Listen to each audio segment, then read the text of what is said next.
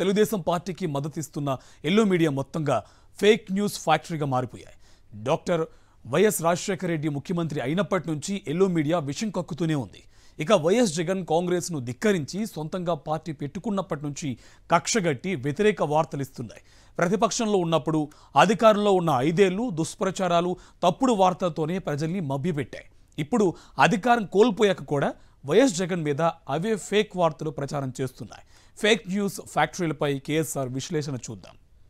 YSR Congress party senior నేత, మాజీ మంత్రి పేర్ని నాని తెలుగుదేశం మీడియాగా గుర్తింపు పొందిన ఈనాడు, ఆంధ్రజ్యోతి తదితర సంస్థలపై తీవ్రమైన విమర్శలు చేశారు. అవి ఫేక్ న్యూస్ ఫ్యాక్టరీలుగా మారాయని ఆయన అన్నారు. వైసీపీ అధికారంలో ఉన్నన్నాళ్ళు తప్పుడు, అబద్ధపు వార్తలు ప్రచారం చేసిన ఈ మీడియా సంస్థలు తమ పార్టీ ఓడిపోయిన తర్వాత కూడా అదే పద్ధతిలో తప్పుడు కథనాలు ప్రచారం చేస్తున్నాయని ఆయన ధ్వజమెత్తారు. ఈ విషయాన్ని జాగ్రత్తగా పరిశీలిస్తే నాని చెప్పిన విషయాలన్నీ వాస్తవమే అని బోధపడుతుంది.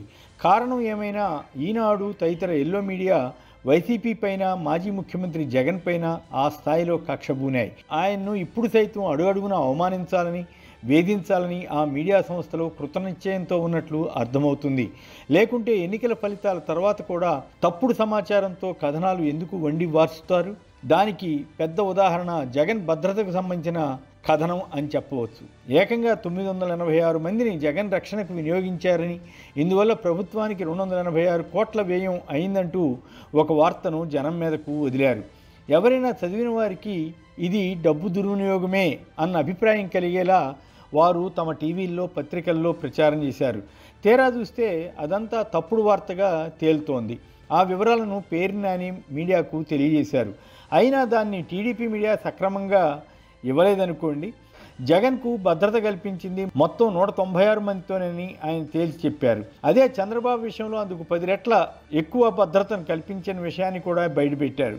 ఈనాడు తదితర టీడీపీ మీడియా కేవలం జగన్కు కల్పించిన భద్రత గురించి కాకుండా చంద్రబాబుకు, అలాగే ఆయా రాష్ట్రాల్లోని సీఎం పదవిలో ఉన్నవారికి ఎలాంటి భద్రత ఇస్తున్నది, ఎంత ఖర్చు చేస్తున్నది విశ్లేషణాత్మక కథనాలు ఇస్తే తప్పు కాదు. అలా కాకుండా కేవలం జగన్పై ద్వేషభావంతో తప్పుడు వార్తలు రాయడమే దురదృష్టకరం. ఎన్నికల తర్వాత కూడా జగన్పై వారికి కసి, కక్ష తగ్గలేదన్నమాట. వచ్చే 5 ఏళ్లు కూడా జగన్ వీటిని ఎదుర్కోక తప్పదు. ఎన్నికలకు ముందు ల్యాండ్ టైటిలింగ్ యాక్ట్ పేరుతోనూ అనేక ఇతర అంశాల్లోనూ ఎన్ని పచ్చి అబద్ధాలను ఈనాడు మీడియా ప్రచారం చేసింది అంతా చూశాం. అప్పట్లో ఈనాడు అధినేత రామోజీరావు జీవించే ఉన్నారు. దాంతో ఆయన ఆధ్వర్యంలోనే అసత్య ప్రచారం జరుగుతోందని అంతా భావించారు. ఆయన మరణం తర్వాత కూడా అదే పంధాను ఈనాడు మీడియా కొనసాగిస్తుండడం విచారకరం.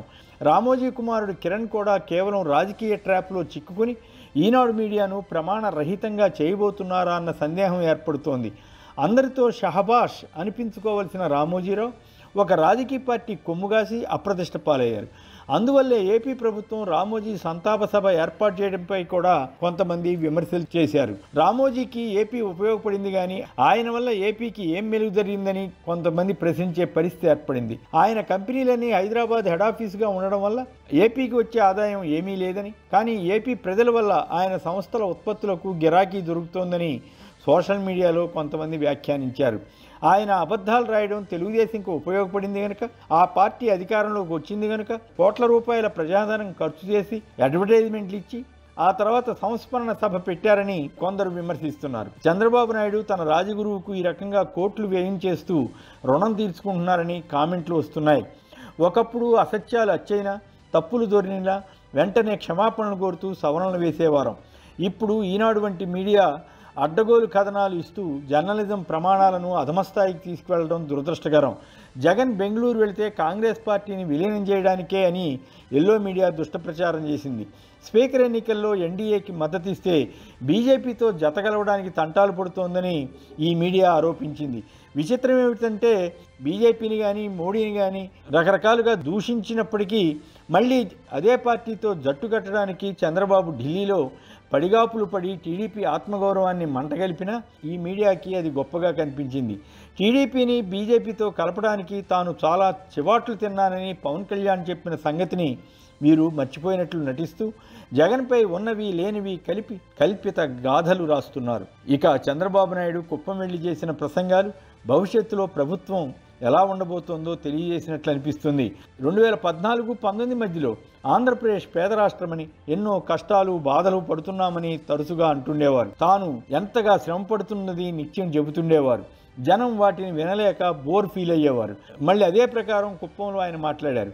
రాష్ట్ర పరిస్థితులు ఆశాజనకంగా లేవని, ఖజానా ఖాళీగా ఉందని, మోయలేనంత భారం ఉందని ఆయన చెబుతున్నారు. కానీ తానిచ్చిన సూపర్ 6 వాగ్దానాలను ఎగవేయడానికే ఇలాంటి మాటలు మాట్లాడుతున్నారన్న అనుమానం ప్రజలకు వస్తోంది.